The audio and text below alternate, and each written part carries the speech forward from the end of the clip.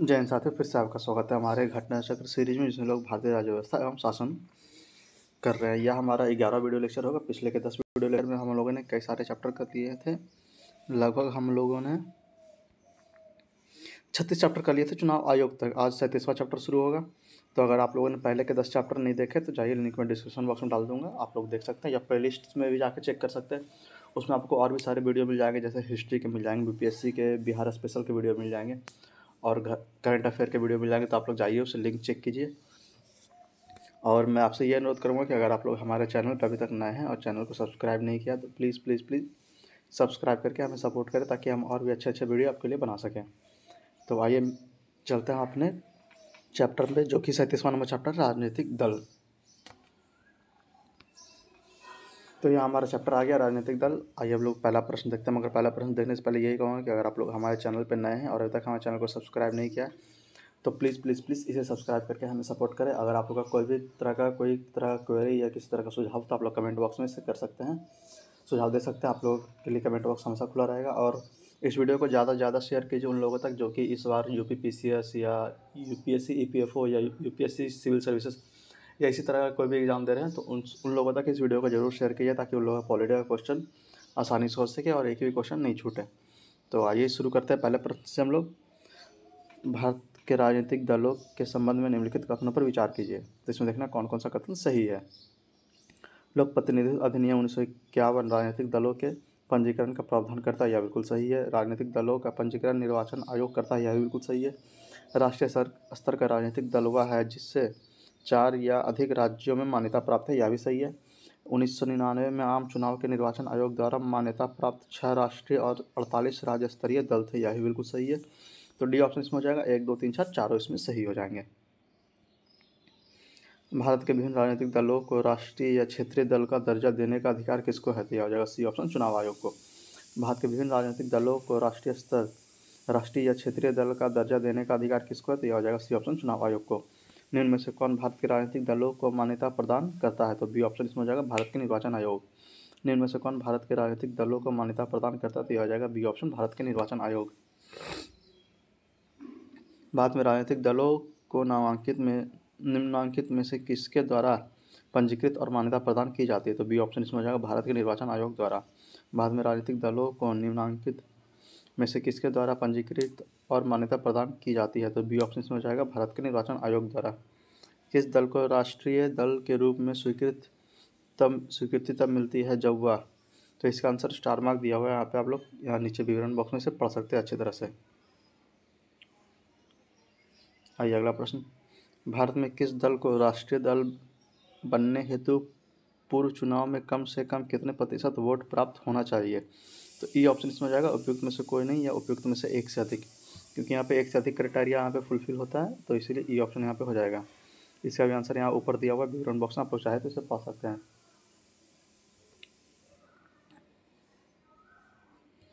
भारत में कोई भी राजनीतिक दल राष्ट्रीय दल के रूप में मान्यता प्राप्त कर सकती है यदि वह राज्य स्तर का दल है कम से कम। तो बी ऑप्शन हो जाएगा, 4 राज्यों में। भारत में कोई भी राजनीतिक दल राष्ट्रीय स्तर के रूप में मान्यता प्राप्त कर सकती है यदि वह राज्य स्तर का दल है कम से कम, बी ऑप्शन, 4 राज्यों में। किसी राजनीतिक दल को क्षेत्रीय दल के रूप में मान्यता दी जाती है यदि, तो सी ऑप्शन इसमें हो जाएगा, वह राज्य में या तो लोकसभा अथवा विधानसभा चुनाव में 8% वोट प्राप्त करता है। किसी राजनीतिक दल को क्षेत्रीय दल के रूप में मान्यता दी जाती है यदि, तो सी ऑप्शन हो जाएगा, वह राज्य में या तो लोकसभा अथवा विधानसभा चुनाव में 8% वोट प्राप्त करता है। किसी पार्टी को एक राज्य पार्टी के रूप में मान्यता तभी मिल सकती है जब, तो इसमें देखना कौन कौन सा सही है। वह संबंधित राज्य के किसी आम विधानसभा चुनाव में पड़े कुल वैध मतों का 6% प्राप्त कर पाई हो, या बिल्कुल सही है। और वह संबंधित राज्य के किसी आम विधानसभा चुनाव में 2 सीटें जीत पाई हो, यह भी बिल्कुल सही है। वह संबंधित राज्य के किसी आम लोकसभा चुनाव में पड़े कुल वैध मतों का 4% प्राप्त की हो, यह गलत है। वह संबंधित राज्य के किसी आम लोकसभा चुनाव में पड़े कुल वैध मतों का 6% प्राप्त पाई हो, यह भी गलत है। तो बी सी ऑप्शन इसमें हो जाएगा, 1 और 2 सही है, 3 और 4 इसमें गलत है। भारतीय राष्ट्रीय कांग्रेस में राष्ट्रीय शब्द प्रभावित था तो बी ऑप्शन इसमें हो जाएगा ब्रिटिश शासन के विरुद्ध प्रतिक्रिया से। भारतीय राष्ट्रीय कांग्रेस में राष्ट्रीय सब प्रभाविता किससे, तो बी ऑप्शन इसमें हो जाएगा ब्रिटिश शासन के विरुद्ध प्रतिक्रिया से। निम्नलिखित में से 1999 में किसके विघटन से राष्ट्रवादी कांग्रेस पार्टी का गठन हुआ, तो बी ऑप्शन इसमें हो जाएगा कांग्रेस पार्टी। निम्नलिखित में 1999 के किसके विघटन से राष्ट्रवादी कांग्रेस पार्टी का गठन हुआ, तो बी ऑप्शन हो जाएगा कांग्रेस पार्टी। निम्नलिखित में से कौन से राजनीतिक दल राष्ट्रीय राजनीतिक दल हैं, तो डी ऑप्शन इसमें हो जाएगा कोई भी नहीं। राष्ट्रीय राजनीतिक दल कोई भी नहीं है, डी ऑप्शन इसमें। भारतीय जनता पार्टी के गठन के पश्चात इसके प्रथम अध्यक्ष कौन थे, तो बी ऑप्शन इसमें हो जाएगा A B Vajpayee. Bharatiya Janata party के गठन के पश्चात इसके प्रथम अध्यक्ष कौन थे, तो बी ऑप्शन इसमें हो जाएगा ए बी वाजपेयी। भारत के निर्वाचन आयोग द्वारा निम्नलिखित राजनीतिक दलों में से किससे राष्ट्रीय दल के रूप में मान्यता नहीं दी गया है, तो डी ऑप्शन इसमें हो जाएगा समाजवादी पार्टी को। भारत के निर्वाचन आयोग द्वारा निम्नलिखित राजनीतिक दलों में से किसे राष्ट्रीय दल के रूप में मान्यता नहीं दिया गया है, तो डी ऑप्शन इसमें हो जाएगा समाजवादी पार्टी को। निम्नलिखित में से कौन सा क्षेत्रीय राजनीतिक दल है, तो डी ऑप्शन इसमें हो जाएगा अकाली दल। निम्नलिखित में से कौन सा क्षेत्रीय राजनीतिक दल है, तो डी ऑप्शन हो जाएगा अकाली दल। निम्नलिखित में से कौन सा एक दल राष्ट्रीय राजनीतिक दल नहीं है, तो सी ऑप्शन इसमें हो जाएगा तेलुगु देशम। निम्नलिखित में से कौन सा एक राष्ट्रीय राजनीतिक दल नहीं है, तो सी ऑप्शन इसमें हो जाएगा तेलुगु देशम। 17 नंबर पार्टी आम आदमी पार्टी, तो ई ऑप्शन इसमें हो जाएगा उपयुक्त में से कोई नहीं, उपयुक्त में से एक से अधिक। इंडिपेंडेंट लेबर पार्टी का संस्थापक कौन था, तो बी ऑप्शन इसमें हो जाएगा B R Ambedkar. Independent labour party का संस्थापक कौन था, तो B option B R Ambedkar. निम्नलिखित में से किन दलों की स्थापना डॉक्टर भीमराव अम्बेडकर ने की थी, तो बी ऑप्शन इसमें हो जाएगा 2 और 3, मतलब all India scheduled caste federation और independent labour party. All India scheduled caste federation और लेबर पार्टी, बी ऑप्शन 2 और 3। यहाँ पे मिलान करने के लिए दिया हुआ है।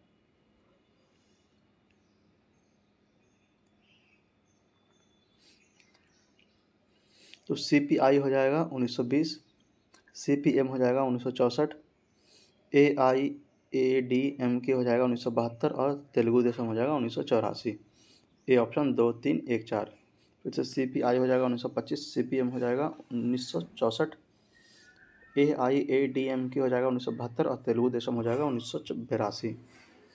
भारतीय समाजवादी दल का विभाजन 2 दलों में CPI और CPIM में किस वर्ष हुआ था, तो यह हो जाएगा बी ऑप्शन 1964 में। भारतीय समाजवादी दल का विभाजन 2 दलों में CPI और CPIM में किस वर्ष हुआ था, तो यह हो जाएगा बी ऑप्शन 1964 में। निम्नलिखित में से कौन सा दल संयुक्त मोर्चा का जो 1996-97 के दौरान सत्ता में था भाग नहीं थे, तो बी ऑप्शन इसमें हो जाएगा 1 2 3, मतलब बहुजन समाज पार्टी, समता पार्टी और Haryana Vikas party. 1 2 3 B option. फिर से निम्नलिखित में से कौन सा दल संयुक्त मोर्चा का जो 1996-97 के दौरान सत्ता में था भाग नहीं थे, तो बहुजन समाज पार्टी नहीं था, समता पार्टी नहीं था और हरियाणा विकास पार्टी नहीं था। B option 1 2 3। नीचे किसी राजनीतिक दल द्वारा लोकसभा में लगातार 3 निर्वाचन में प्राप्त मतों की प्रतिशतता दी गई है, तो जिस दल ने मतों की उपर्युक्त प्रतिशतता प्राप्त की हुआ था कौन, तो सी ऑप्शन हो जाएगा भारतीय जनता पार्टी। नीचे कुछ राजनीतिक दल तथा 13वीं लोकसभा के निर्वाचन में उनके द्वारा जीते गए स्थानों की सूची दी गई, इनमें से कौन सा सुमेलित नहीं है, तो बी ऑप्शन TDP इसमें 30 सीट या गलत है, बाकी A B और D इसमें ऑप्शन सही है। यहाँ पे कथन कारण वाला प्रश्न, भारतीय जनता पार्टी के नेतृत्व वाली साझा सरकार के अभिशासन के लिए राष्ट्रीय एजेंडा के कुछ नीति निर्देशन, कुछ वायदे और कुछ मार्गदर्शन सिद्धांत समाहित है, यह बिल्कुल सही है। वह बहुत सी चीज़ों के बृहद विस्तार में चर्चा करते हैं, यह भी बिल्कुल सही है, तो बी ऑप्शन इसमें हो जाएगा। ए और आर दोनों सही है, परंतु RA का सही स्पष्टीकरण नहीं है। अगला प्रश्न 26 नंबर, किस राज्य के क्षेत्रीय दल सत्ता में नहीं है, तो डी ऑप्शन इसमें हो जाएगा केरल। किस राज्य में क्षेत्रीय दल सत्ता में नहीं है, तो डी ऑप्शन हो जाएगा केरल। यहाँ पे कथन कारण वाला प्रश्न दिया हुआ, भारत के केंद्रीय लोकसभा और राज्य की विधानसभाओं के निर्वाचन के संदर्भ में बहुमत पाने वाले राजनीतिक दल ही सरकार बनाते रहे हैं, ना कि मतों की बहुमत पाने वाले। यह बिल्कुल सही है। बहुमत प्रणाली पर आधारित निर्वाचनों में प्राप्त मतों की अपेक्षित बहुलता के आधार पर ही परिणाम का निर्णय होता है, यह बिल्कुल सही है, तो ए ऑप्शन इसमें हो जाएगा। ए और आर दोनों सही है और आर ए का सही व्याख्या करता है। 28 नंबर प्रश्न, फिर से कथन कारण वाला प्रश्न है यहाँ पे 28 नंबर। तो संसद और राज्य विधानमंडलों में महिलाओं के लिए 33% सीटों का आरक्षण के लिए संविधान संशोधन की आवश्यकता नहीं है, यह बिल्कुल गलत है। चुनाव लड़ने वाले राजनीतिक दल बिना किसी संवैधानिक संशोधन के जितनी सीटों पर वे चुनाव लड़ रहे हैं उनके 33% को महिला के लिए नियत कर सकता है, यह बिल्कुल सही है। तो इसमें ए गलत है और आर सही है, डी ऑप्शन इसमें हो जाएगा। ए गलत है परंतु आर सही है। भारत में स्थायी दलीय व्यवस्था नहीं है, यह बिल्कुल सही है। और अत्यधिक संख्या में राजनीतिक दल है, यह भी बिल्कुल सही है। तो बी ऑप्शन इसमें हो जाएगा। ए और आर दोनों सही है और आर ए का सही व्याख्या नहीं करता है। निम्नलिखित में से दलीय व्यवस्था किस एक व्यापक व्यवस्था का अंग है? तो सी ऑप्शन इसमें हो जाएगा, राजनीतिक व्यवस्था। निम्नलिखित में से दलीय व्यवस्था किस एक व्यापक व्यवस्था का अंग है? तो सी ऑप्शन इसमें हो जाएगा, राजनीतिक व्यवस्था का। अगला प्रश्न 31 नंबर कथन कारण वाला प्रश्न है। भारत में लिखित संविधान है, यह बिल्कुल सही है। शक्तिशाली क्षेत्रीय दलों का विकास क्षेत्रीय आकांक्षाओं का संकेतक है, यह भी बिल्कुल सही है। तो इसमें बी ऑप्शन हो जाएगा। ए और आर दोनों सही है और आर ए का सही स्पष्टीकरण नहीं है। निम्नलिखित में से किसे एक दबाव समूह माना जा सकता है? तो डी ऑप्शन इसमें हो जाएगा, मजदूर संघ के सदस्य। निम्नलिखित में से किसे एक दबाव समूह माना जा सकता है? तो डी ऑप्शन इसमें हो जाएगा, मजदूर संघ के सदस्य।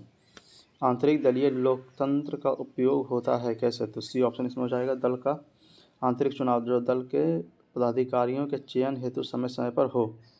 आंतरिक दलीय लोकतंत्र का उपयोग होता है कैसे? तो सी ऑप्शन इसमें हो जाएगा, दल के आंतरिक चुनाव जो दल के पदाधिकारियों के चयन हेतु समय समय पर हो।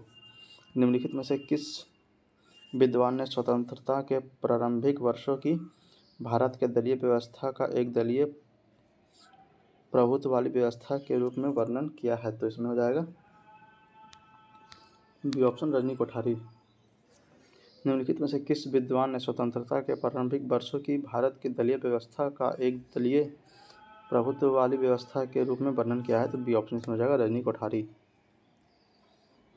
35वां प्रश्न, दल बदल विरोध अधिनियम जिस तिथि को अधिनियमित हुआ वह कौन सी थी? तो बी ऑप्शन इसमें हो जाएगा, 15 फरवरी 1985।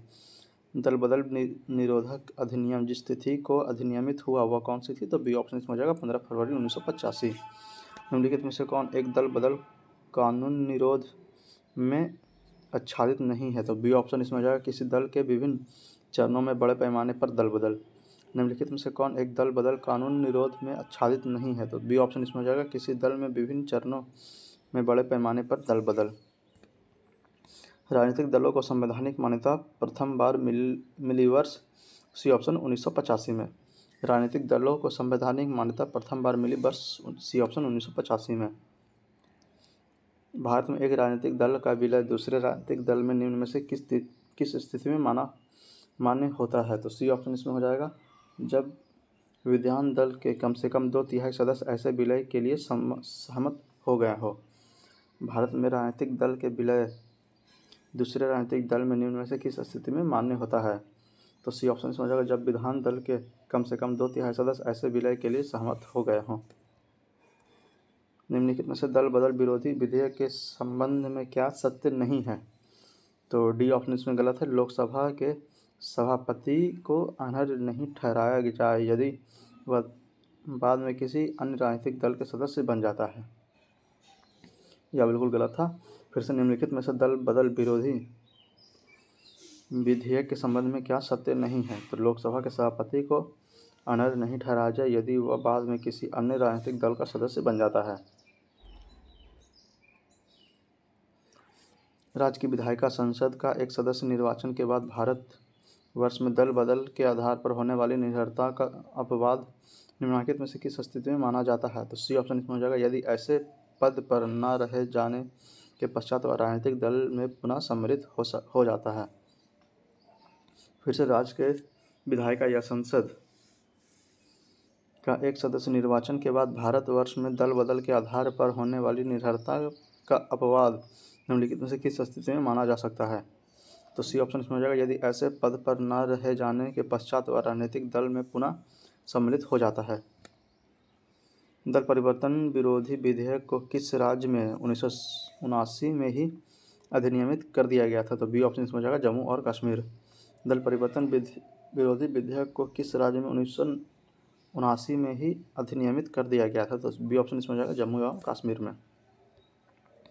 नीचे दी गई सारणी पर ध्यान दीजिए जिसमें दिसंबर 1994 में कर्नाटक राज्य विधानसभा के लिए निर्वाचन के परिणामों में कुछ विवरण प्रस्तुत हैं। मतदान विश्लेषण के लिए मतदाता सीट की अनुपातहीनता को समझने के लिए किस पद्धति को अपनाने को इनका कारण माना जाता है? तो इसमें सी ऑप्शन हो जाएगा first past the post system. First past the post system, C option. Lok Sabha के अध्यक्ष द्वारा आधिकारिक तौर पर एक राजनीतिक दल अथवा राजनीतिक दलों के गठबंधन को विपक्ष में मान्यता देने हेतु कम से कम होने चाहिए कितने? तो इसका आंसर स्टार मार्क दिया हुआ है, आप लोग चाहें तो नीचे विवरण बॉक्स में पढ़ सकते हैं। इसमें करीब 54 सीट के आसपास होता है, जो कि ऑप्शन में नहीं था, इसलिए इसका आंसर स्टार मार्क दिया हुआ है। किस राज्य में साम्यवादी दलों ने संयुक्त रूप से भूपोर्तम आंदोलन चलाया है? तो यह आ जाएगा ए ऑप्शन, आंध्र प्रदेश। किस राज्य में समाजवादी दल ने संयुक्त रूप से भूपोर्तम आंदोलन चलाया है? तो ए ऑप्शन इसमें हो जाएगा आंध्र प्रदेश। निम्नलिखित में से कौन सा वर्ग भारत में कम्युनिस्ट पार्टी के सामाजिक आधार में सम्मिलित नहीं है? तो बी ऑप्शन इसमें हो जाएगा व्यापार वर्ग। निम्नलिखित में से कौन सा वर्ग भारत में कम्युनिस्ट पार्टी के सामाजिक आधार में सम्मिलित नहीं है? तो बी ऑप्शन इसमें हो जाएगा व्यापारी वर्ग। कामराज योजना का उद्देश्य था क्या? तो सी ऑप्शन हो जाएगा भारतीय राष्ट्रीय कांग्रेस को जीवंत बनाना। कामराज योजना का उद्देश्य क्या था? तो सी ऑप्शन भारतीय राष्ट्रीय कांग्रेस को जीवंत बनाना। चुनावी बॉन्ड योजना 2018 के बारे में निम्नलिखित कथनों पर विचार कीजिए। तो इसमें देखना कौन कौन सा कथन सही है। तो राजनीतिक दल को मिलने वाले चंदे की प्रक्रिया को पारदर्शी बनाने इस योजना का उद्देश्य, यह बिल्कुल सही है। चुनाव आयोग द्वारा मान्यता प्राप्त केवल वही राजनीतिक दल चुनावी बॉन्ड प्राप्त कर सकेंगे जिन्हें पिछले लोकसभा या राज्य की विधानसभा में चुनाव में न्यूनतम 2% मत प्राप्त हुए, यह बिल्कुल गलत है। चुनावी बॉन्ड जारी होने की तिथि से 15 कैलेंडर दिवस तक वैध रहेगा, यह बिल्कुल सही है। पात्र राजनीतिक दल अपने द्वारा अपने खाते में जमा कराए गए चुनावी बॉन्ड का भुगतान उसी दिन किया जाएगा, यह भी बिल्कुल सही है। तो डी ऑप्शन इसमें हो जाएगा। ए, सी और डी इसमें सही है, बी ऑप्शन इसमें गलत है। तो 47 प्रश्न के साथ यह चैप्टर यहीं पर समाप्त होता है। अगला चैप्टर शुरू होगा संविधान संशोधन। अगर संविधान संशोधन शुरू करने से पहले मैं आपसे यही अनुरोध करूँगा कि अगर आप लोग हमारे चैनल पर अभी तक नए हैं और अभी तक हमारे चैनल को सब्सक्राइब नहीं किया तो प्लीज़ प्लीज़ प्लीज़ इसे सब्सक्राइब करके हमें सपोर्ट करें। आइए पहला प्रश्न देखते हैं। कथन कारण वाला अनुच्छेद 368 के अंतर्गत संविधान संशोधन के किसी भी भाग में संशोधन कर सकती है, बिल्कुल सही है। संसद भारत की जनता द्वारा निर्वाचित उच्चतम विधि संस्था है, यह भी बिल्कुल सही है। तो ए ऑप्शन इसमें हो जाएगा। ए और आर दोनों सही है और आर ए की सही व्याख्या करता है। इन विधेयकों में से किस एक का भारतीय संसद के दोनों संसदों द्वारा अलग अलग विशेष बहुमत से पारित होना आवश्यक है? तो डी ऑप्शन इसमें हो जाएगा संविधान संशोधन विधेयक। निम्न विधेयकों में से किस एक का भारतीय संसद के दोनों संसदों द्वारा अलग अलग विशेष बहुमत से पारित होना आवश्यक है? तो डी ऑप्शन हो जाएगा संविधान संशोधन विधेयक। भारतीय संविधान के किस अनुच्छेद के प्रावधानों के अंतर्गत संशोधन किया जा सकता है? तो ए ऑप्शन इसमें हो जाएगा अनुच्छेद 368।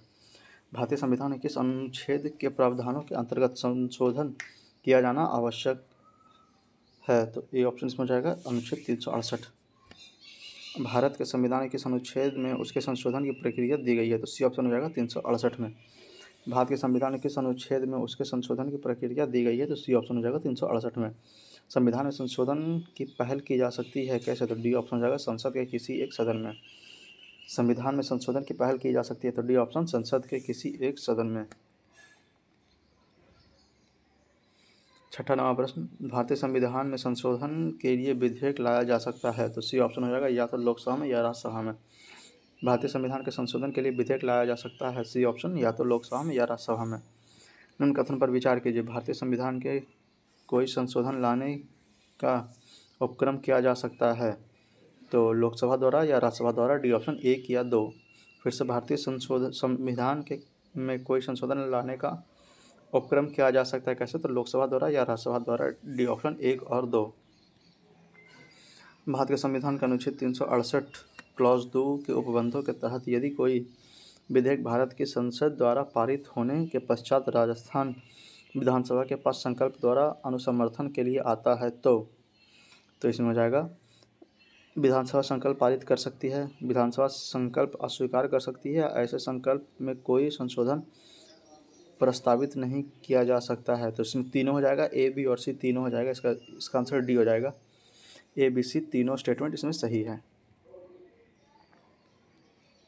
भारतीय संविधान के अनुसार निम्न विषयों पर संवैधानिक संशोधन के लिए कम से कम आधे राज्यों के विधानमंडल द्वारा संपुष्टि आवश्यक है। तो इसमें ऑप्शन हो जाएगा 1, 2, 3 स्टेटमेंट सही है। फिर संविधान के संघीय प्रावधान, सर्वोच्च न्यायालय के अधिकार और संविधान संशोधन की प्रक्रिया, यह तीनों हो जाएगा। नए राज्यों के निर्माण अथवा राज्यों की सीमाओं तथा नामों में परिवर्तन यह नहीं होगा। तो इसलिए 1, 2, 3 इसमें सही विकल्प होगा, ए ऑप्शन।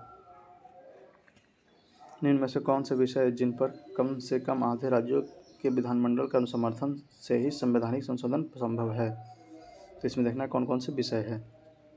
तो राष्ट्रपति का निर्वाचन बिल्कुल सही, संसद में राज्यों का प्रतिनिधित्व यह भी बिल्कुल सही है, 7वीं अनुसूची में कोई भी सूची यह भी बिल्कुल सही है, किसी राज्य की विधान परिषद की समाप्ति यह गलत है। तो इसमें 1, 2, 3 आंसर हो जाएगा, ए ऑप्शन। निम्न कथनों पर विचार कीजिए, इसमें देखना है कौन सा सही है। भारत के संविधान में संशोधन केवल लोकसभा में एक विधेयक की पुनः स्थापना द्वारा ही प्रारंभ की जा सकती है, यह गलत है। यदि ऐसा संशोधन संविधान के संघीय चरित्र में परिवर्तन की मांग करता है तो संशोधन का अनुसमर्थन भारत के सभी राज्यों के विधानमंडल द्वारा किया जाना की आवश्यकता है, यह बिल्कुल गलत है। तो डी ऑप्शन इसमें हो जाएगा, ना तो 1 ना ही 2, इसमें कोई भी सही नहीं है। संवैधानिक संशोधन प्रक्रिया के संदर्भ में कौन सी सुमेलित नहीं है। तो इसमें देखना कौन कौन सा सुमेलित नहीं है। तो केंद्र और राज्य की कार्यपालिका शक्ति का विस्तार यह बिल्कुल सही है। सर्वोच्च और उच्च न्यायालय यह भी सही है। राष्ट्रपति का निर्वाचन भी सही है। राष्ट्रपति की योग्यता यह गलत है। राष्ट्रपति के पद की शर्तें यह भी गलत है। और राष्ट्रपति का कार्यकाल यह भी गलत है। केंद्र और राज्यों के मध्य विधायी शक्तियों का बंटवारा यह सही है। संसद में राज्यों का प्रतिनिधित्व यह भी सही है। तो इसमें डी ऑप्शन हो जाएगा। 4, 5, 6 गलत है, बाकी सारे सही हैं। उस स्थिति में जबकि लोकसभा द्वारा पारित किसी संविधान संशोधन विधेयक को उच्च सदन में अस्वीकार कर दिया गया हो तब ये ऑप्शन हो जाएगा, विधेयक अंतिम रूप से समाप्त हो जाता है। उस स्थिति में जबकि लोकसभा द्वारा पारित किसी संविधान संशोधन विधेयक को उच्च सदन में अस्वीकार कर दिया गया तो ये ऑप्शन इसमें हो जाएगा, विधेयक अंतिम रूप से समाप्त हो जाता है। 14 नंबर प्रश्न, संविधान संशोधन से संबंधित निम्नलिखित कथनों पर विचार कीजिए। तो इसमें देखना कौन सा सही है। तो अनुच्छेद 368 में संविधान संशोधन की 2 विधियों का उल्लेख है, यह बिल्कुल सही है। और इसमें 4 नंबर सही हो जाएगा, राष्ट्रपति संविधान संशोधन विधेयक पर निषेधाधिकार का प्रयोग नहीं कर सकता, यह बिल्कुल सही। तो बी ऑप्शन इसमें हो जाएगा। 1 और 4 सही है, 2 और 3 स्टेटमेंट इसमें गलत है। संविधान संशोधन करने के विधेयक को वीटो करने की राष्ट्रपति की शक्ति सहमति देनी होगी शब्द के स्थानापन्न करके किस संशोधन द्वारा छीन ली गई है। तो सी ऑप्शन हो जाएगा, 24वां संशोधन।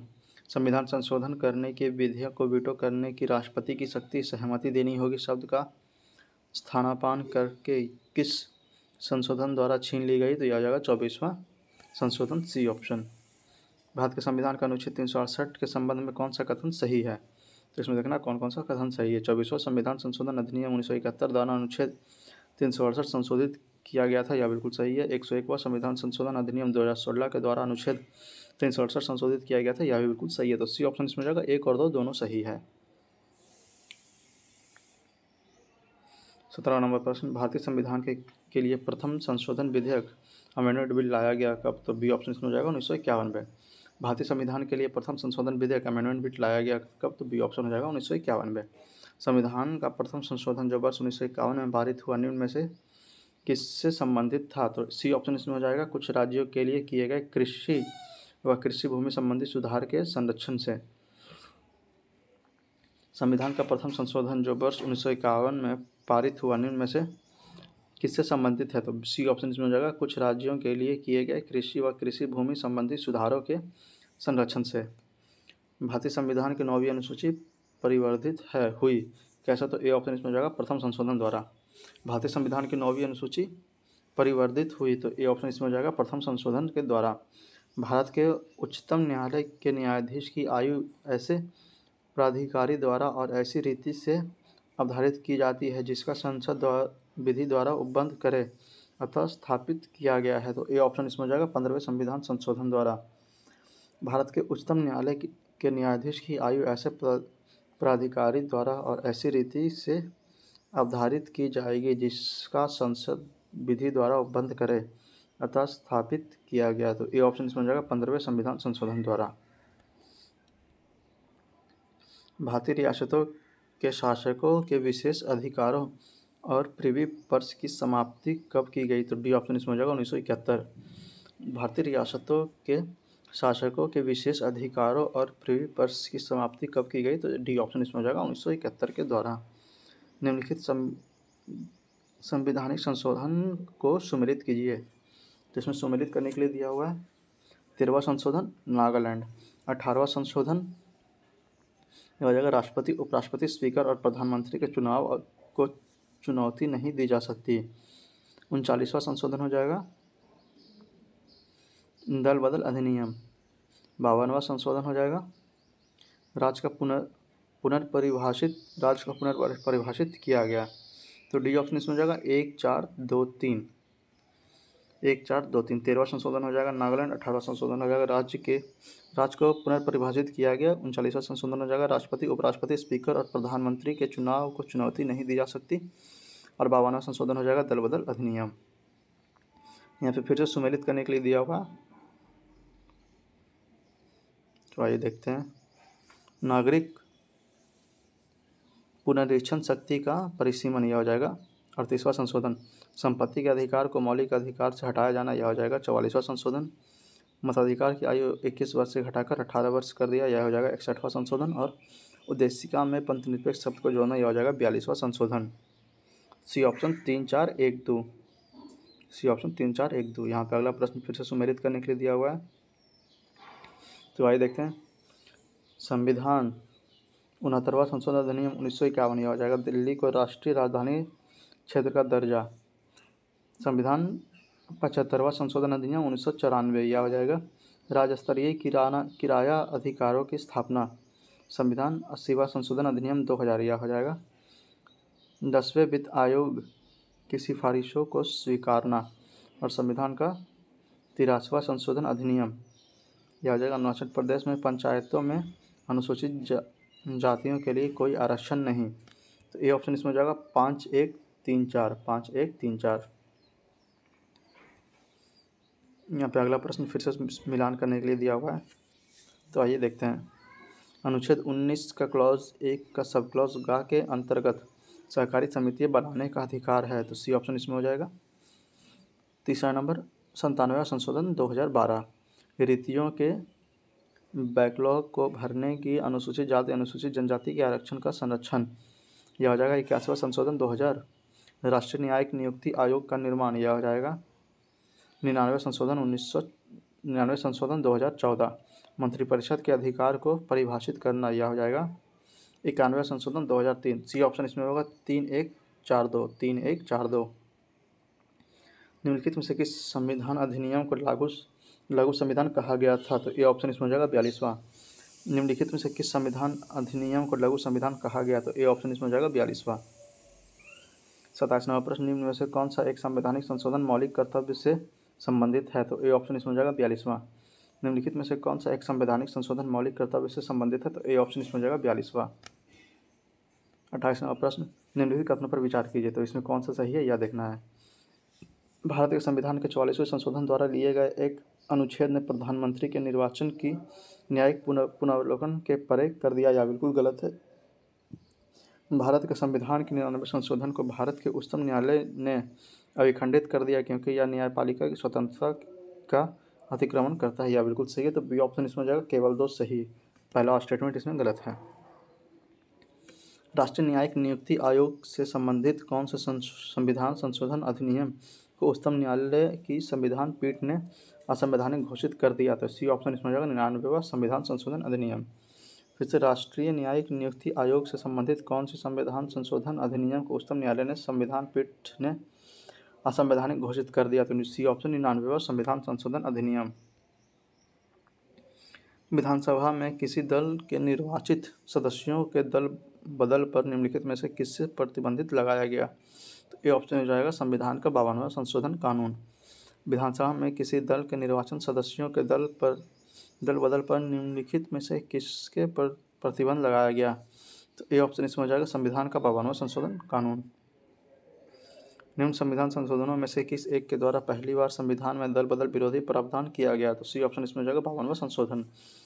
निम्न संविधान संशोधन में से किस एक के द्वारा पहली बार संविधान में दल बदल विरोधी प्रावधान किया गया? तो सी ऑप्शन इसमें हो जाएगा 52वां संशोधन। संविधान के 52वां संशोधन संबंधित है किससे? तो ए ऑप्शन हो जाएगा दल बदल से। संविधान का 52वां संशोधन संबंधित है किससे? तो ए ऑप्शन दल बदल से। भारत में राजनीतिक दल में दल बदल की बुराई को किस संशोधन के अंतर्गत अधिनियमित किया गया? तो ए ऑप्शन इसमें हो जाएगा 52वां संशोधन। भारत में राजनीतिक दल के दल बदल की बुराई को किस संशोधन के अंतर्गत अधिनियमित किया गया? तो ए ऑप्शन इसमें हो जाएगा 52वां संशोधन। भारतीय संविधान के प्राधिकृत हिंदी पीठ को निम्नलिखित संविधान संशोधन में से किसके द्वारा प्रकाशित करने के लिए अधिकृत किया गया? तो बी ऑप्शन इसमें हो जाएगा 58वां संशोधन 1987। भारतीय संविधान के प्राधिकृत हिंदी पाठ को निम्नलिखित संविधान संशोधन में से किसके द्वारा प्रकाशित करने के लिए अधिकृत किया गया? तो बी ऑप्शन इसमें हो जाएगा 58वां संशोधन 1987। 35वां प्रश्न, निम्न में से कौन सा एक मतदाता आयु घटाने से संबंधित संविधान संशोधन है? तो ए ऑप्शन इसमें हो जाएगा 61वां संशोधन। निम्नलिखित में से कौन सा एक मतदाता आयु घटाने से संबंधित संशोधन है? तो ए ऑप्शन इसमें हो जाएगा 61वां संशोधन। कौन से संविधान संशोधन अधिनियम द्वारा मतदाता की आयु को 21 वर्ष से घटाकर 18 वर्ष किया गया? तो सी ऑप्शन हो जाएगा 61वां संशोधन। कौन से संविधान संशोधन अधिनियम द्वारा मतदाता की आयु को 21 वर्ष से घटाकर 18 वर्ष किया गया? तो सी ऑप्शन हो जाएगा 61वां संशोधन। निम्न संविधान संशोधन में से किस एक के अंतर्गत दिल्ली नेशनल कैपिटल क्षेत्र बनाया गया? तो बी ऑप्शन हो जाएगा 69वां संशोधन। निम्न संविधान संशोधन में से किस एक के अंतर्गत दिल्ली नेशनल कैपिटल क्षेत्र बनाया गया? तो 69वां संशोधन, बी ऑप्शन। भारत के संविधान के निम्नलिखित में से कौन सा एक संशोधन संघ शासित प्रदेश दिल्ली को दिल्ली राष्ट्रीय राजधानी क्षेत्र में संपरिवर्तित करता है? तो ए ऑप्शन इसमें हो जाएगा 69वां संशोधन। भारत के संविधान के निम्नलिखित में से कौन सा एक संशोधन संघ शासित प्रदेश दिल्ली को दिल्ली राष्ट्रीय राजधानी क्षेत्र में संपरिवर्तित करता है? तो ए ऑप्शन इसमें हो जाएगा 69वां संशोधन। भारतीय संविधान के 69वें संशोधन संबंधित है किससे? तो डी ऑप्शन इसमें हो जाएगा लोकसभा और राज्य विधानसभाओं में अनुसूचित जातियों तथा अनुसूचित जनजातियों के आरक्षण से। भारतीय संविधान के 79वें संशोधन संबंधित है किससे? तो डी ऑप्शन इसमें हो जाएगा लोकसभा और राज्य विधानसभाओं में अनुसूचित जाति तथा अनुसूचित जनजातियों के आरक्षण से। अनुसूचित जाति और अनुसूचित जनजाति के लिए लोकसभा तथा राज्य विधान सभाओं में सीटों के आरक्षण का प्रावधान किस संशोधन में किया गया है? तो डी ऑप्शन इसमें हो जाएगा 79वां। अनुसूचित जाति और अनुसूचित जनजाति के लिए लोकसभा तथा राज्य विधानसभाओं में सीटों के आरक्षण का प्रावधान किस संविधान संशोधन में किया गया है? तो डी ऑप्शन इसमें हो जाएगा 79वां। संविधान के 93वें संशोधन विधेयक संबंधित है किससे? तो बी ऑप्शन इसमें हो जाएगा 6 से 14 वर्ष के बीच की आयु के बच्चों की निःशुल्क और अनिवार्य शिक्षा से। संविधान का 93वें संशोधन विधेयक संबंधित है किससे? तो बी ऑप्शन इसमें हो जाएगा 6 से 14 वर्ष के बच्चों की आयु के बच्चों की निःशुल्क और अनिवार्य शिक्षा से। 86वें संशोधन द्वारा प्रस्तावित शिक्षा का अधिकार किस वर्ष से लागू किया गया? तो डी ऑप्शन हो जाएगा 2010 से। 86वें संशोधन द्वारा प्रस्तावित शिक्षा का अधिकार किस वर्ष से लागू किया गया? तो डी ऑप्शन हो जाएगा 2010 से। किस संविधान संशोधन ने शिक्षा का अधिकार प्रदान करने वाले एक नए अनुच्छेद 21A संविधान में जोड़ा गया? तो ए ऑप्शन इसमें हो जाएगा 86वां संशोधन। किस संविधान संशोधन ने शिक्षा का अधिकार प्रदान करने वाले एक नए अनुच्छेद 21A संविधान में जोड़ा गया?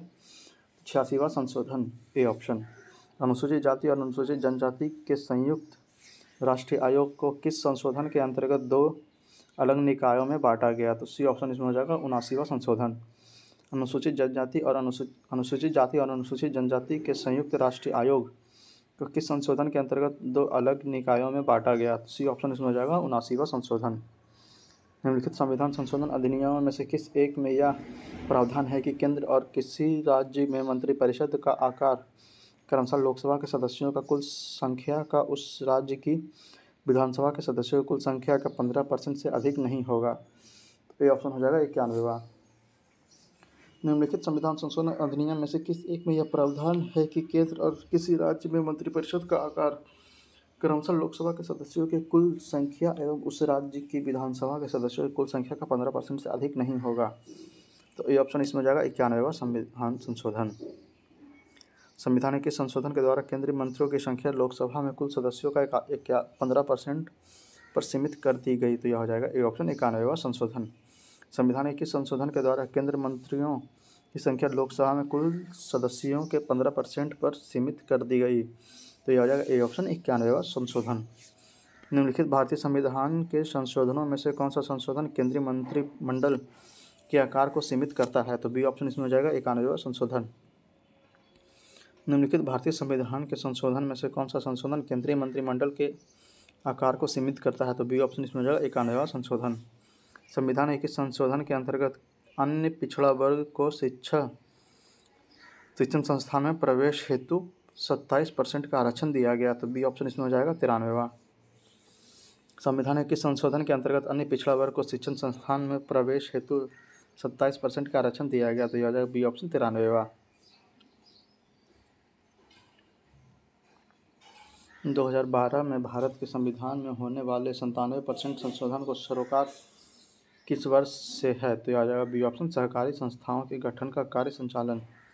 2012 में भारत के संविधान में होने वाले 97वें संशोधन को सरोकार किस वर्ष से है। तो बी ऑप्शन इसमें हो जाएगा सहकारी संस्थाओं के गठन का कार्य संचालन। निम्नलिखित में से भारतीय संविधान के संशोधन द्वारा अनुच्छेद 19 क्लॉज 1 का सब क्लॉज सी में सहकारी समितियों शब्द जोड़ा गया है। तो सी ऑप्शन इसमें हो जाएगा 97वां संशोधन अधिनियम 2011। निम्नलिखित में से भारतीय संविधान के संशोधन द्वारा अनुच्छेद 19(1) का सब क्लॉज सी में सहकारी समिति शब्द जोड़ा गया है। तो सी ऑप्शन इसमें हो जाएगा 97वां संशोधन अधिनियम 2011। भारतीय संविधान के अनुच्छेद 243(j) के अनुसार सहकारी समिति के निर्देशकों की अधिकतम संख्या हो सकती है कितनी। तो ए ऑप्शन हो जाएगा 21। भारतीय संविधान के अनुच्छेद 243(j) के अनुसार सहकारी समिति के निर्देशकों की अधिकतम संख्या हो सकती है कितनी। तो ए ऑप्शन 21।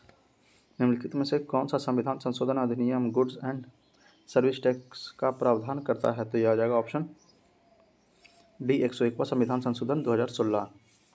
जीएसटी के बारे में कौन सा कहता है। तो डी ऑप्शन हो जाएगा 101 का संविधान संशोधन अधिनियम 2016। यहाँ पे मिलान करने के लिए दिया हुआ है।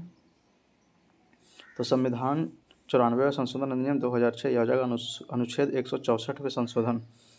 संविधान 95वां संशोधन अधिनियम 2009 यह हो जाएगा अनुच्छेद 334 में संशोधन। संविधान 96वां संशोधन अधिनियम 2011 हो जाएगा 8वीं अनुसूची में संशोधन। और संविधान 103वां संशोधन अधिनियम 2019 हो जाएगा अनुच्छेद 15 में संशोधन। A option 1 2 3 4। A option 1 2 3 4। 54वां संशोधन 54वां प्रश्न, राष्ट्रपति रामनाथ कोविंद ने किस संविधान संशोधन अधिनियम को 18 अगस्त 2021 में मंजूरी दी। तो डी ऑप्शन हो जाएगा 105वां। राष्ट्रपति रामनाथ कोविंद ने किस संविधान संशोधन अधिनियम को 18 अगस्त 2021 को मंजूरी दी। तो डी ऑप्शन हो जाएगा 105वां संशोधन। 55वां प्रश्न, निम्नलिखित पर विचार कीजिए तथा उनको सही क्रम में व्यवस्थित कीजिए। तो इसमें देखना कौन सा सही क्रम है। तो गोलकनाथवाद, फिर हो जाएगा 24वां संविधान संशोधन अधिनियम, फिर हो जाएगा केशवानंद भारतीवाद, फिर हो जाएगा 42वां संविधान संशोधन अधिनियम। A option 1 3 2 4। यहाँ पे देखिए सबका डेट दिया हुआ, आप लोग चाहे तो इसे नोट कर सकते हैं। निम्नांकित किस वाद में सर्वोच्च न्यायालय ने पहली बार संसद की संविधान संशोधन शक्ति को सीमित किया। तो बी ऑप्शन इसमें हो जाएगा गोलकनाथ बनाम पंजाब राज। निम्नांकित किस वाद में सर्वोच्च न्यायालय ने पहली बार संसद की संविधान संशोधन शक्ति को सीमित किया। तो बी ऑप्शन इसमें हो जाएगा गोलकनाथ बनाम पंजाब राज। केशवानंद भारती केस का महत्व इसलिए है कि, बी ऑप्शन इसमें हो जाएगा उच्चतम न्यायालय ने संविधान के मूल विशेषताओं की प्रतिपादित किया। केशवानंद भारती केस का महत्व इसलिए है कि उच्चतम न्यायालय ने संविधान में मूल विशेषताओं को प्रतिपादित किया।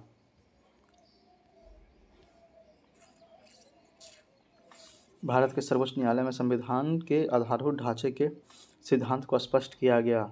तो डी ऑप्शन हो जाएगा केशवानंद भारतीवाद 1973 में। भारत के सर्वोच्च न्यायालय ने संविधान के आधारभूत ढांचे का सिद्धांत को स्पष्ट किया। तो डी ऑप्शन हो जाएगा केशवानंद भारतीवाद 1973 में। भारत में नागरिकों के मौलिक अधिकारों में संशोधन कौन कर सकता है? तो सी ऑप्शन इसमें हो जाएगा संसद। भारत में नागरिकों के मौलिक अधिकारों में संशोधन कौन कर सकता है? तो सी ऑप्शन हो जाएगा संसद। भारतीय संविधान की आधारभूत संरचना के सिद्धांत का तात्पर्य है कि ये ऑप्शन इसमें हो जाएगा संविधान के कुछ लक्षण ऐसे अनिवार्य हैं कि उनका निराकरण नहीं किया जा सकता। भारतीय संविधान की आधारभूत संरचना के सिद्धांत का तात्पर्य है कि, तो ए ऑप्शन इसमें हो जाएगा संविधान के कुछ लक्षण ऐसे अनिवार्य है कि उनका निराकरण नहीं किया जा सकता।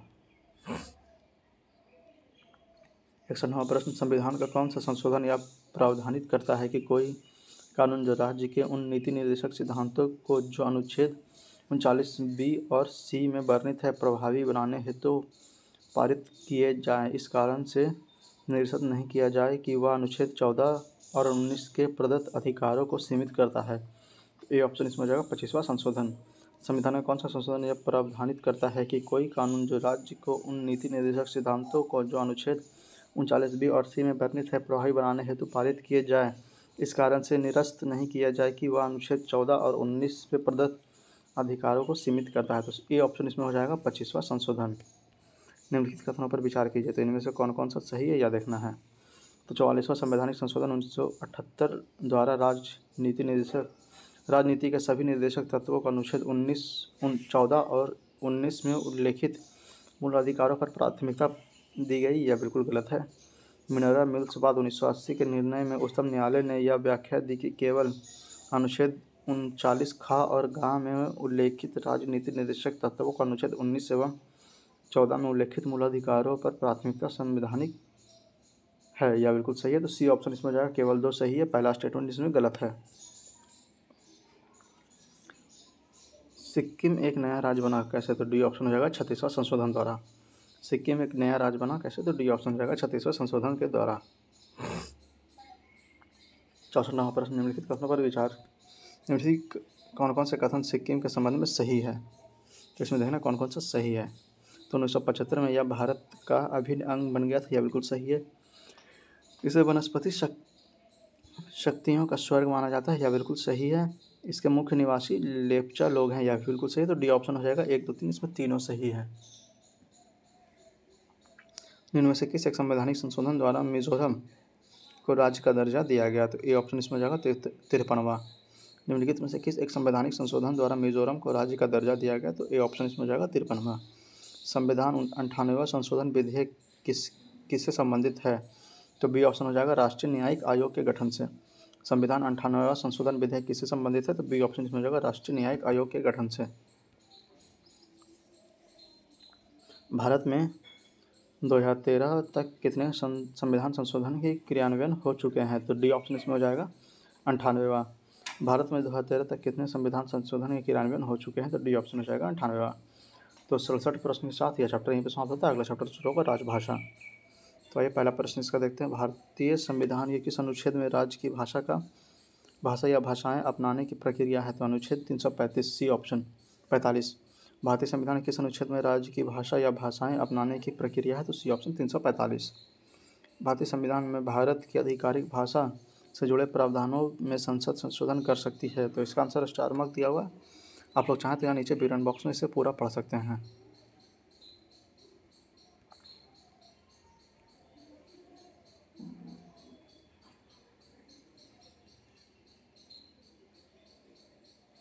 आइए अगला प्रश्न, तीसरा नंबर।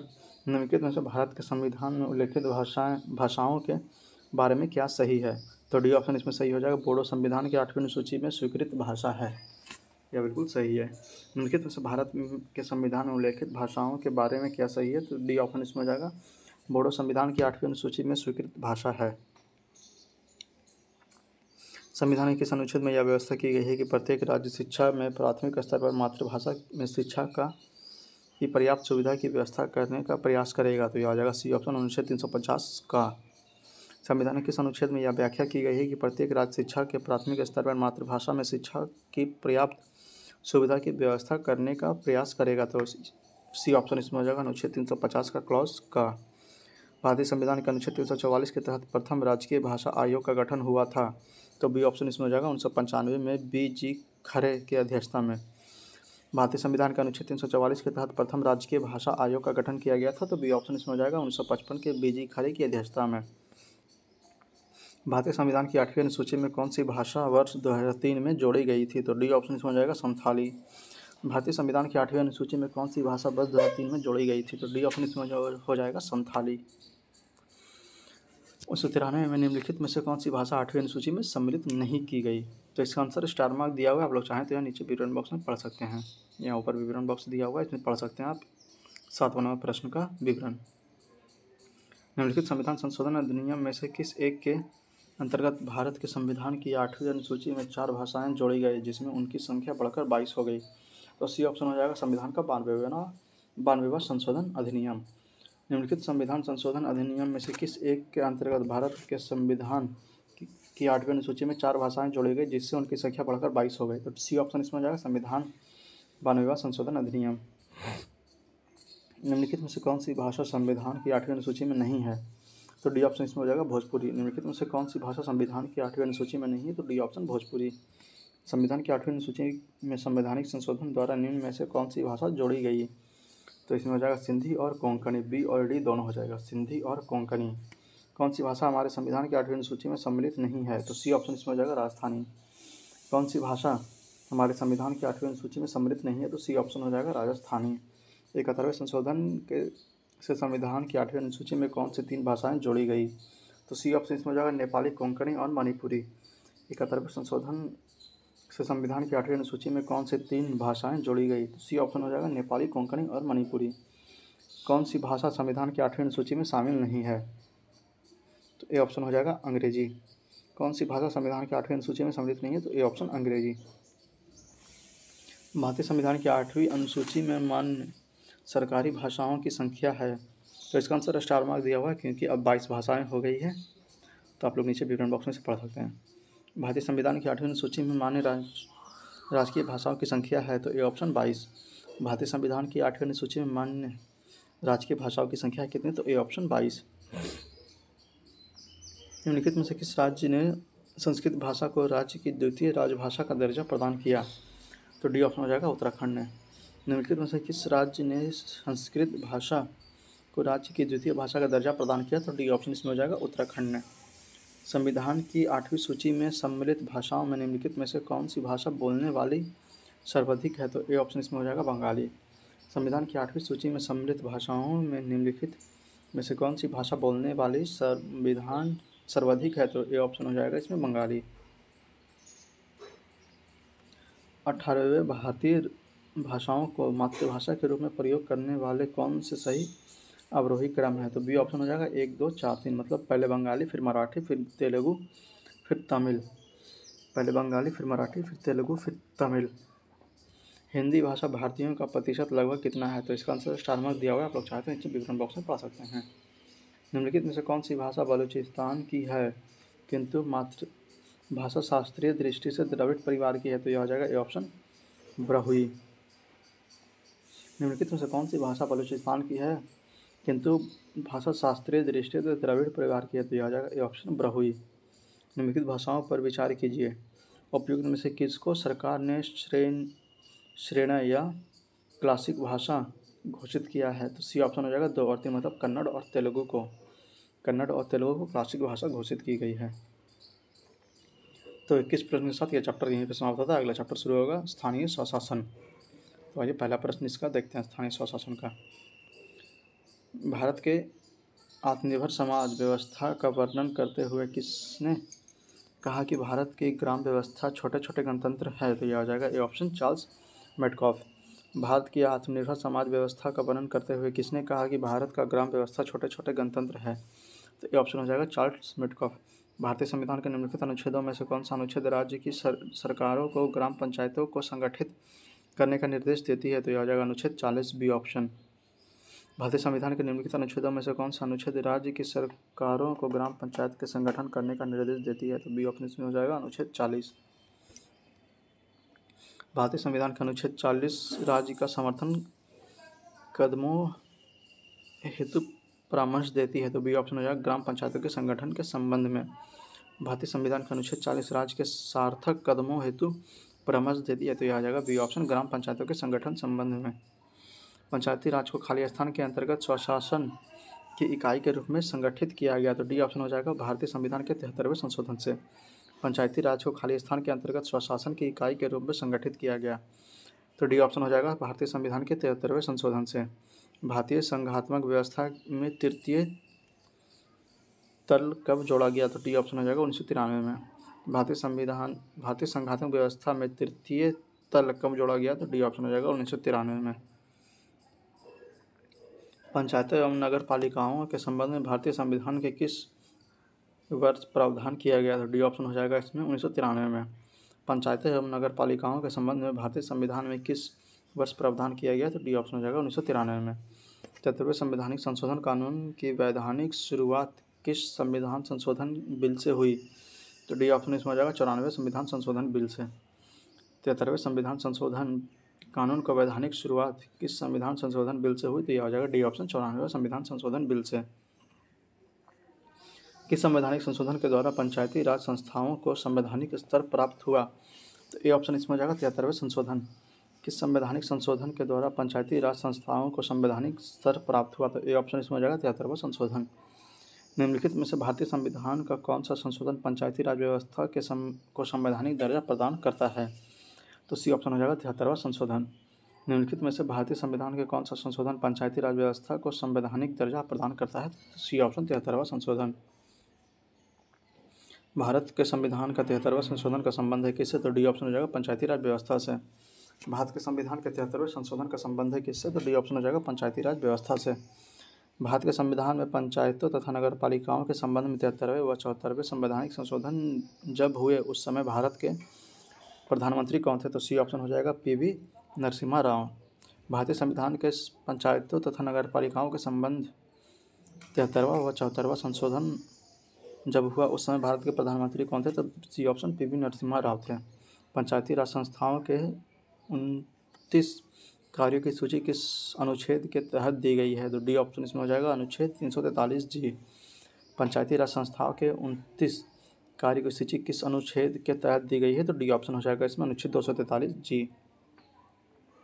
संविधान के 73वें संशोधन का प्रावधान किया गया है, तो यह आ जाएगा डी ऑप्शन सभी चारों में। मतलब पंचायतों के नियमित चुनाव करने के लिए, महिलाओं के लिए सभी स्तरों पर सीटों के आरक्षण के लिए, राज्य वित्त आयोग की संस्तुति के अनुसार पंचायतों को फंड का अनिवार्य रूप से हस्तांतरण एवं 11वें अनुसूची में दिए गए विषयों के संबंध में पंचायतों को शक्ति का अनिवार्य रूप से हस्तांतरण, तो इसमें डी ऑप्शन हो जाएगा सभी चारों। संविधान के 73वें संशोधन द्वारा पंचायतों को निर्दिष्ट किए जाने वाले कार्य निम्नलिखित में वर्णित हैं, तो ये ऑप्शन इसमें हो जाएगा 11वें सूची में। संविधान के 73वें संशोधन द्वारा पंचायतों को निर्दिष्ट किए जाने वाले कार्य निम्नलिखित में से वर्णित है, तो ए ऑप्शन इसमें हो जाएगा 11वें सूची में। भारतीय संविधान की 11वीं अनुसूची में पंचायतों के लिए कुल कितने विषय निर्धारित किए गए हैं, तो सी ऑप्शन इसमें हो जाएगा 29। भारतीय संविधान की 11वीं अनुसूची में पंचायतों के लिए कुल कितने विषय निर्दिष्ट किए गए हैं, तो सी ऑप्शन हो जाएगा इसमें अनुच्छेद 29। निम्नलिखित में से कौन पंचायतों की संरचना के बाबत उपबंध करने को अधिकृत है, तो बी ऑप्शन इसमें हो जाएगा राज्य की विधानमंडल। निम्नलिखित में से कौन पंचायतों की संरचना के लिए बाबत उपबंध करने के लिए अधिकृत है, तो बी ऑप्शन हो जाएगा राज्य की विधानमंडल। पंचायत की संरचना निम्नलिखित में से कौन सा एक सही नहीं है, तो किसी राज्य की विधानमंडल विधि द्वारा पंचायत की संरचना के लिए उपबंध कर सकता है, यह बिल्कुल सही है। ग्राम सभा ग्राम स्तर पर अपनी शक्तियों का प्रयोग करेगी, यह भी सही है। प्रत्येक राज्य ग्राम, मध्य और जिला स्तर पर पंचायत का गठन करेगा, यह गलत है। ऐसे राज्य जिनका जनसंख्या 20 लाख से अधिक नहीं है वे मध्य स्तर पर पंचायत का गठन नहीं कर सकेंगे, यह बिल्कुल सही है। तो सी ऑप्शन इसमें गलत हो जाएगा, प्रत्येक राज्य ग्राम, मध्य और जिला स्तर पर पंचायत का गठन करेगा। 98वां प्रश्न, पंचायती राज व्यवस्था में शासन प्रणाली का संरचना क्या है, तो सी ऑप्शन हो जाएगा ग्राम, खंड और जिला स्तर पर स्थानीय स्वशासन की त्रिस्तरीय संरचना। पंचायती राज व्यवस्था में शासन प्रणाली की संरचना क्या है, तो सी ऑप्शन इसमें हो जाएगा ग्राम, खंड और जिला स्तर पर स्थानीय स्वशासन की त्रिस्तरीय संरचना। वह न्यूनतम जनसंख्या कितनी है जिसके नीचे 73वां संशोधन अधिनियम के उपबंध के अनुसार मध्यवर्ती स्तर पर पंचायतें गठित नहीं की जा सकती, तो बी ऑप्शन इसमें हो जाएगा 20 लाख। वह न्यूनतम जनसंख्या कितनी है जिसके नीचे 73वां संशोधन अधिनियम के उपबंध के अनुसार मध्यवर्ती स्तर पर पंचायती गठित नहीं किया जा सकता, तो बी ऑप्शन इसमें हो जाएगा 20 लाख। भारत में प्रत्येक पंचायत का कार्यकाल किस दिनांक में 5 वर्ष का होता है? तो ए ऑप्शन इसमें हो जाएगा अपने प्रथम अधिवेशन के लिए निर्धारित तिथि से। भारत में प्रत्येक पंचायत का कार्यकाल किस दिनांक से 5 वर्ष का होता है? ए ऑप्शन इसमें हो जाएगा अपने प्रथम अधिवेशन के लिए निर्धारित तिथि से। यदि पंचायत भंग होती है तो किस अवधि के अंदर निर्वाचन होगी? तो सी ऑप्शन इसमें हो जाएगा 6 माह। यदि पंचायत भंग होती है तो किस अवधि के अंदर निर्वाचन होगी? तो यह हो जाएगा सी ऑप्शन 6 माह। ग्राम पंचायत के विषय में क्या सही नहीं है? तो इसमें देखना है कौन सा ऑप्शन गलत है। तो ग्राम पंचायत का अधिकतम 20 पंच हो सकता है, यह बिल्कुल सही है। ग्राम पंचायत में यदि 15 पंच निर्वाचित हो तो पंच मनोनीत किए जाते हैं, यह बिल्कुल गलत है। जन पंचायत अध्यक्ष 5 पंचों को नामित करता है, यह बिल्कुल गलत है। और ग्राम पंचायत में 10 पंच भी हो सकते हैं, यह बिल्कुल सही है। पंचों के निर्वाचन के समय मत आने पर लॉटरी द्वारा निर्णय होता है, यह बिल्कुल सही है। फिर मनोनीत सदस्य बैठक में भाग लेने और मतदान कर सकते हैं, यह बिल्कुल गलत है। तो इसमें सी ऑप्शन हो जाएगा। 2, 3 और 6 इसमें गलत है, बाकी सारे सही है। निम्नलिखित में से कौन सा कार्य स्थानीय स्वशासन से संबंधित नहीं है? तो डी ऑप्शन इसमें हो जाएगा लोक व्यवस्था का अनुरक्षण। निम्नलिखित कार्यों में से कौन सा कार्य स्थानीय स्वशासन से संबंधित नहीं है? तो डी ऑप्शन इसमें हो जाएगा लोक व्यवस्था का अनुरक्षण। 24वां प्रश्न, निम्नलिखित में से कौन सा कार्य स्थानीय स्वशासन के अधिकार क्षेत्र में नहीं आता है? तो डी ऑप्शन में हो जाएगा सार्वजनिक अनुशासन का रखरखाव। निम्नलिखित में से कौन सा कार्य स्थानीय स्वशासन के अधिकार क्षेत्र में नहीं आता है? तो डी ऑप्शन इसमें हो जाएगा सार्वजनिक अनुशासन का रखरखाव। इनमें से भारत में इनमें से कौन सा विषय पंचायती राज संस्था की शक्तियों के अंतर्गत नहीं आता है? तो बी ऑप्शन हो जाएगा न्यायिक पुनर्विलोकन, मतलब जुडिशल रिव्यू। भारत में इनमें से कौन सा विषय पंचायती राज संस्था की शक्तियों के अंतर्गत नहीं आता है? तो बी ऑप्शन इसमें हो जाएगा न्यायिक पुनरीक्षण, मतलब जुडिशल रिव्यू। पंचायती राज व्यवस्था में न्याय पंचायतों को किसी को बंदी बनाए जाने की सजा देने का अधिकार निम्न में से किस राज्य में है? तो इसका आंसर स्टार मार्क दिया हुआ है, आप लोग चाहें तो नीचे विवरण बॉक्स में पढ़ सकते हैं। 27वां प्रश्न, निम्नलिखित कथनों पर विचार कीजिए। भारत के इसमें देखना कौन सा सही है। भारत के संविधान का भाग 9 में पंचायतों संबंधी उपबंध है और उससे संविधान 73वां संशोधन अधिनियम 1992 द्वारा अंतर स्थापित किया गया था, यह बिल्कुल सही है। भारत के संविधान के भाग 9A में नगर पालिकाओं के संबंध में उपबंध है तथा अनुच्छेद 243 Q के अनुसार प्रत्येक राज्य के लिए 2 प्रकार की नगर पालिकाएँ हो सकती है, नगर पालिका परिषद और नगर निगम, यह बिल्कुल गलत है। तो ए ऑप्शन हो जाएगा केवल एक सही है, दूसरा नंबर स्टेटमेंट इसमें गलत है। भारतीय संविधान के 73वें संशोधन के संदर्भ में निम्नलिखित में से कौन सा कथन सही है? तो इसमें देखना कौन सा कथन सही है।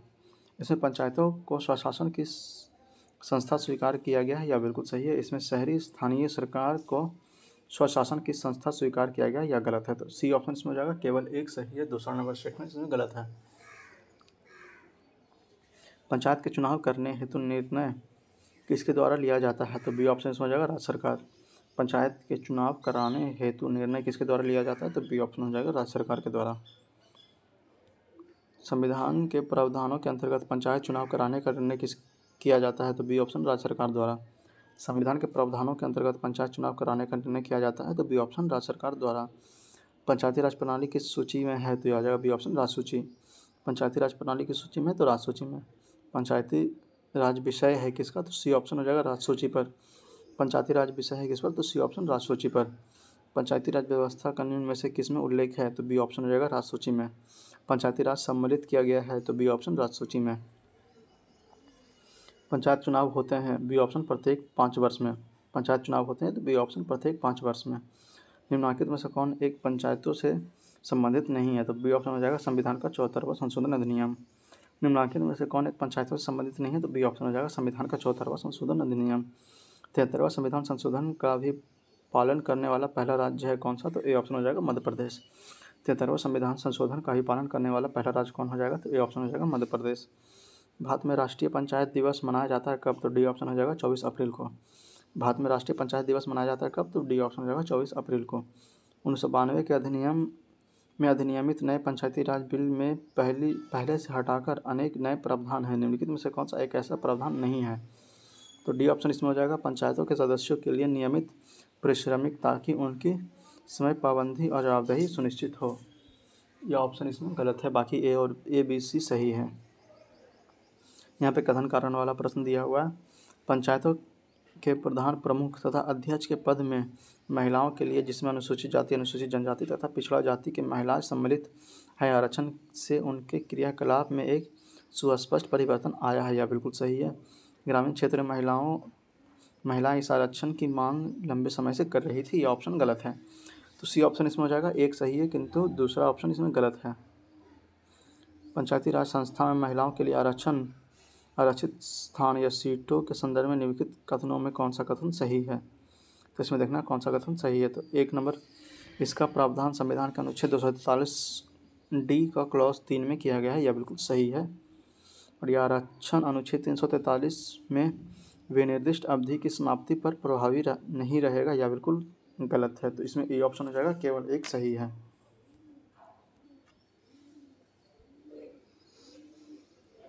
तो 41 प्रश्न के साथ इस वीडियो का हम यहीं पे समाप्त करते हैं। अगला वीडियो जो शुरू होगा 12वां नंबर वीडियो, वह 42 नंबर प्रश्न से शुरू होगा। तो उम्मीद करते हैं कि आप लोग को यह वीडियो पसंद आ रहा होगा, आप लोग को यह सीरीज़ अच्छा लग रहा होगा और आप लोग इससे लाभान्वित हो रहे होंगे। तो इस वीडियो को यहीं पे समाप्त करते हैं। अगर फिर से मैं आपसे यही कहूँगा कि अगर आप लोग हमारे चैनल पर नए हैं और अभी तक हमारे चैनल को सब्सक्राइब नहीं किया तो प्लीज़ प्लीज़ प्लीज़ इसे सब्सक्राइब करके हमें सपोर्ट करें, ताकि हम और अच्छे अच्छे वीडियो आपके लिए बना सकें। और इस वीडियो को ज़्यादा से ज़्यादा शेयर कीजिए, लाइक कीजिए, कमेंट में बता सकते हैं आपको यह वीडियो कैसा लग रहा है। तो मिलते हैं आपसे अगले वीडियो लेक्चर में। तब तक के लिए जय हिंद, जय भारत।